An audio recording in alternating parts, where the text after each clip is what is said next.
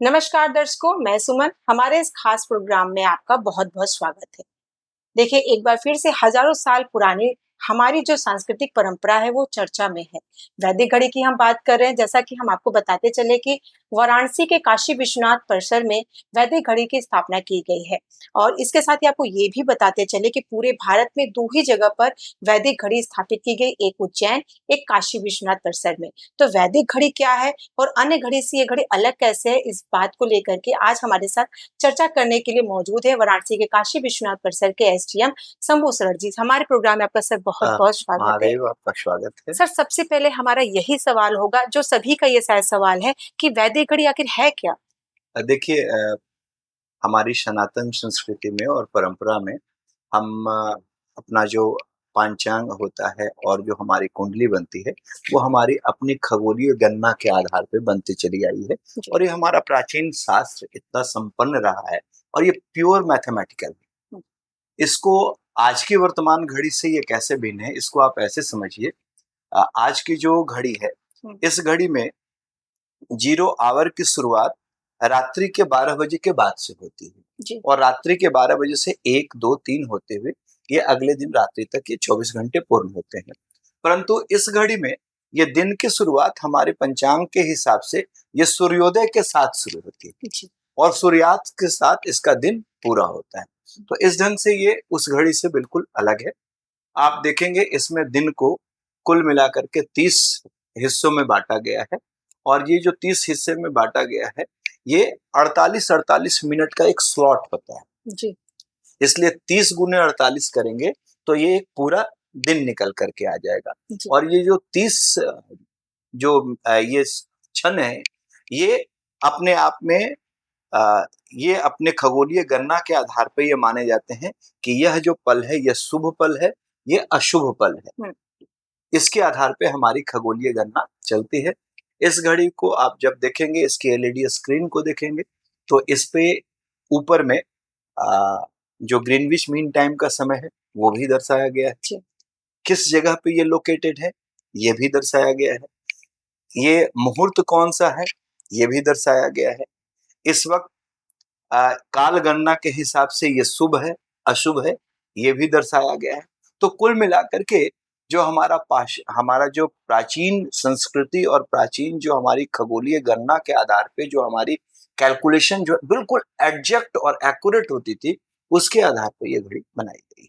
हमने जब उस घड़ी को देखा तो हमने देखा कि वहाँ पे नक्षत्र और ग्रह भी वहाँ पे दर्शाया जा रहा है। क्या हमारे दर्शकों को उसके बारे में कुछ खास बताएँ? देखिए, मैंने कहा तो कि ये सारा जो अपना ज्योतिष शास्त्र है, वो सब खगोलीय गणना और ग्रहों की गति के आधार पर ही तय होते थे। हुँ। और हमारी इसमें बिल्कुल महारत थी। आज भी जो हमारे ज्योतिष होते हैं, वो इसी के आधार पे मैथमेटिकल उसके कैलकुलेशन कर करके वो निकालते हैं। हुँ। तो उसी के आधार पे ये घड़ी बनी हुई थी। बेहतर इसको और आप समझिए कि हमारे वेदों में और हमारे शास्त्रों में विज्ञान का भंडार है। जी। आइजनहावर ने हमारे शास्त्र को पढ़ा, उन्होंने परमाणु बम बना दिया। जी। हमें भी ज़रूरत इस बात की है कि हम अपने शास्त्रों को एक बार फिर से पढ़ें और उसमें जो विज्ञान की चीज़ें हैं, उसको प्रयोगात्मक रूप से कैसे हम निकाल करके आज की तारीख में रख सकते हैं, इसकी आवश्यकता है। और इसी आधार पर, इसी गणना के आधार पर इस घड़ी को जिन्होंने बनाया है, जिन्होंने डिज़ाइन किया है, उन्होंने इसको बनाया है। और ये मध्य प्रदेश के माननीय मुख्यमंत्री के द्वारा श्री काशी विश्वनाथ धाम को गिफ्ट की गई है। हुँ। दर्शकों में जो हमारे दर्शनार्थी हैं, उनमें इस घड़ी को लेकर के बहुत कौतूहल है। हुँ। हर व्यक्ति ये चाह रहा है कि एक बार वो देखे कि कैसे ये घड़ी काम कर रही है। जी।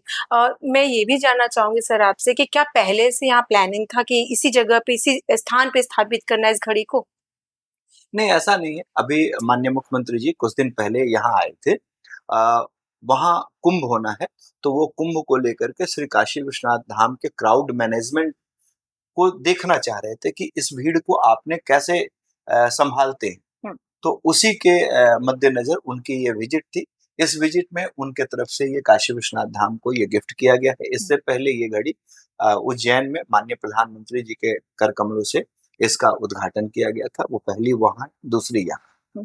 अच्छा, इस घड़ी में देखिए घटी और पल की जो चर्चा विशेष हो रही है उसके बारे में आप बताइए। मैंने बताया घटी और पल का वही जो 30 है और 48 सेकंड का। जी। पल जो है वो 30 पल है और 48 मिनट का है। तो इसी के आधार पर हमारी सारी गणना होती है। इसी गणना के आधार पे खगोलीय, और इसमें एक बेहतर चीज और काशी विश्वनाथ धाम कर रहा है, क्योंकि काशी सर्व विद्या की राजधानी मानी जाती है। यहाँ के ज्योतिष विश्वविख्यात हैं। तो अब हम जो काशी में जो पुराने ज्योतिष हैं, जो खगोल शास्त्री हैं, उनको एक टूर करवाएंगे काशी विश्वनाथ धाम में, और इस घड़ी में उनको दिखाएंगे और इसकी काल गणना में के आधार पर उनके लिए क्या सहूलियत होती है, उस चीज को भी परखेंगे, उस चीज को भी करेंगे। सर, आपसे ये भी जानना चाहेंगे, जब से ये घड़ी लगाई गई है, तब से क्या यहाँ पे आने वाले दर्शनार्थियों के मन में काफी कौतूहल तो देखना ही पड़ा होगा उस समय? देखिए, कोई भी एक तो ये महादेव का धाम है, और यहाँ पे ये विश्व के किसी भी धर्म स्थल की तुलना में मैक्सिमम फुटफॉल की जगह है, जहाँ प्रतिदिन न्यूनतम 2 लाख लोग होते हैं। और जब दर्शनार्थी आते हैं, वो महादेव का दर्शन प्राप्त करते हैं, और उसके बाद उनके पास ये जब घड़ी से वो गुजरते हैं, तो उनके दिमाग में एक स्वाभाविक कौतूहल होता है कि ये आखिर क्या चीज है और कैसे काम कर रही है। क्योंकि अभी तक हम यूज्ड टू हैं पुरानी घड़ी के, जो अभी तक हम लोगों ने बचपन से देखी है उसकी, तो उसके आधार पे ये घड़ी कैसे काम करती है, किस आधार पे कर रही है, ये वो जानने की कोशिश कर रहे हैं। कहीं न कहीं अभी भी लोगों के मन में है कि इस घड़ी को किस तरीके से हम जान पाएँ कि समय क्या हो रहा है, और बहुत से सवाल आ रहे होंगे, तो कैसे उनके इन सवालों का समाधान हो रहा होगा? हम जल्द ही वहाँ पर एक बोर्ड लगाने वाले हैं कि इस घड़ी के जो भी इंडिकेटर हैं, वो कैसे और क्या बता रहे हैं, इसकी एक रिप्लिका वहाँ पे हम लगाने वाले हैं। वो जब लग जाएगी, तो लोग स्वतः समझ जाएंगे कि ये जो इंगित हो रहा है, ये जो अंक दिख रहा है, ये जो मोहर दिख रहा है, इसका क्या मतलब होता है और ये क्यों है। तो वो 1-2 दिन में हम लोग उसको भी लगवा देंगे। ये घड़ी लगा दी गई है सर, तो कहीं न कहीं जो ये वैदिक घड़ी लगाई है, हमारी भारतीय संस्कृति को बढ़ावा देने का कार्य करी, इसको आप किस नज़रिए से देखते हैं? अब मैंने पहले ही बताया कि हमारे वेदों में, हमारे शास्त्रों में ज्ञान का भंडार, हमें ज़रूरत है कि हम उस ज्ञान के उस भंडार को एक बार फिर से नवीन आज के क्रम में उसका फिर से पुनरावलोकन करें, और उस ज्ञान के आधार पे प्रायोगिक तौर पे हम क्या चीज़ बना सकते हैं, उसको हमें करने की आवश्यकता है। यह जो घड़ी है, ये उसी प्रायोगिक का परिणाम है। 2 जगहों पे ये घड़ी स्थापित की गई, उज्जैन जो कि वो भी महाकाल की नगरी है, काशी जो कि ये भी महाकाल की नगरी है, तो दोनों के बीच में आप कैसा संबंध देख रहे हैं? अभी हम लोगों ने दोनों धामों के बीच में एक एएमयू भी हुआ है। हम दोनों सनातन संस्कृति के नगर हैं, और हमारे उच्च राजनीतिक जो हमारा शिखर नेतृत्व है, उन दोनों ने यह तय किया है कि दोनों धामों के बीच में बेहतर संबंध हो, हमारी अच्छी चीजें उन तक जाए, उनकी अच्छी चीजें हमारी तक आए, ताकि हर तरफ जो सनातन की अच्छी से अच्छी चीजें हो सके, वो हम लोगों तक डिलीवर कर सकें। सर, अक्सर देखा जाता है कि हमारी सनातन परंपरा में हम लोग जो भी शुभ कार्य करते हैं, ग्रह और मुहूर्त देख कर के करते हैं, तो इस वैदिक घड़ी में क्या ऐसी विशेषता है कि मुहूर्त बता पाएँ या कुछ ऐसा चीज़? ये घड़ी 30 मैंने कहा 30 नित्य मुहूर्त को बताती है, और हर मुहूर्त का सनातन संस्कृति में अलग-अलग है, कौन सा शुभ होगा और कौन सा अशुभ होगा। जैसे रुद्र मुहूर्त है, यह अशुभ माना जाता है। इसमें क्या करना चाहिए? तो व्रत और संयम करना चाहिए, और किसी नए काम का शुभारंभ नहीं करना चाहिए। तो इस ढंग से सारे मुहूर्त बिल्कुल तय हैं इसमें, और मुहूर्त के हिसाब से आपको बताया गया है क्या करना है, क्या नहीं करना है। जैसे कई मुहूर्त को भी करण में बांटा गया है, तो क्या वो यात्रा के लिए शुभ है, यात्रा के लिए अशुभ है, वो सारी चीजें जैसे पंचांग गणना के आधार पे होती है, उसको बताया गया है। अब है कि इस घड़ी का प्रयोग कैसे करें। तो सबसे पहला है, हमें ये देखना है, देखें कौन सा मुहूर्त चल रहा है, और मुहूर्त के हिसाब से हम कार्य को तय करें कि इस मुहूर्त में ये काम करना चाहिए या नहीं करना चाहिए। फिर इसमें करण को दिखाया गया है, तो उस करण में हमें ये देखना है कि कहीं भद्रा तो नहीं चल रहा है। यदि भद्रा है तो अशुभ माना गया है, यानी हम नए कार्य की शुरुआत न करें। देन फिर नक्षत्र देखा गया है, फिर उस नक्षत्र का मानसिक और भावनात्मक क्या असर पड़ेगा किसी व्यक्ति के ऊपर, तो उससे ये पता चलता है कि इस वक्त क्या नक्षत्र है, कौन सा भावनात्मक पक्ष हमारा मजबूत होगा, कौन सा मानसिक पक्ष ये रहेगा। और फिर है तिथि और विक्रम संवत, संबत, यानी उसके हिसाब से हम तय करेंगे कि ये शुभ मुहूर्त हमारे लिए है या नहीं है।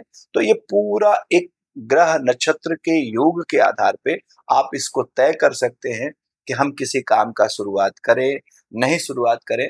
हमारे यहाँ बहुत सारे लोग अपने सनातन संस्कृति में इस चीज को मानते हैं। जी। वो यात्रा करने से पहले देखते हैं कि ये मुहूर्त शुभ है या नहीं शुभ है, नए कार्य के करने के लिहाज से शुभ है या अशुभ है। आज तो भी उन सब को इस घड़ी के माध्यम से आप जैसे अपने घरों में दीवालों में पंचांग टांग करके रखते हैं, जी आप बिल्कुल समझिए कि उस पंचांग का ये डिजिटली रूप है। जी जी तो आप बिल्कुल। डिजिटल रूप में आकर के इसको देख करके उसके हिसाब से काम कर सकते हैं। जी।